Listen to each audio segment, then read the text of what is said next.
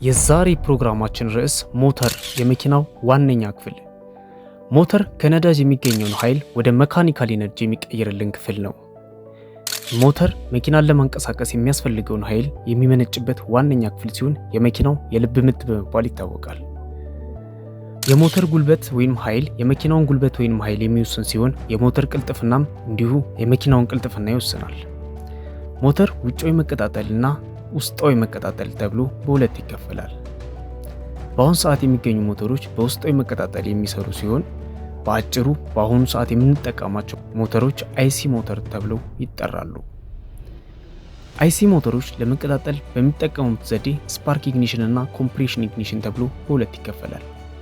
ሞተር በሚጠቀመው የነዳጅ አይነት የናፍጣ ሞተር እና የቤንዚን ሞተር ተብሎ በሁለት ይከፈላል።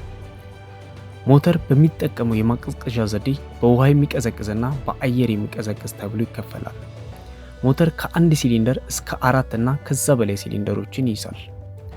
ሞተር በተለያየ ዘዴ የአየርና የነዳጅ ድብልቅን በማመቅ ወይም በማቀጣጠል ኃይል በመፍጠርና የተፈጠረውን ኃይል ወደ ጎማ በማስተላለፍ እንዲሁም የተቀጣጠለውን ጋዝ በጭስ መልክ በጭስ መውጫ በኩል በማስወጣት ይሰራል። ሞተር 3 ዋና ዋና ክፍሎች አሉት። እነሱም ቴስታታ፣ ሲሊንደር ሄድ፣ ማኖብሎክ፣ ሲሊንደር ብሎክ እና ሶቶኮፓ ወይም ኦይል ሳምፕ ናቸው።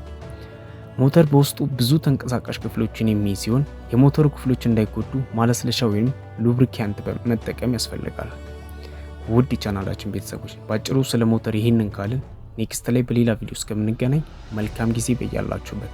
ቪዲዮ ከተመቻችሁ ላይክ እና ሼር ማድረጋችሁን እንዳትረሱ።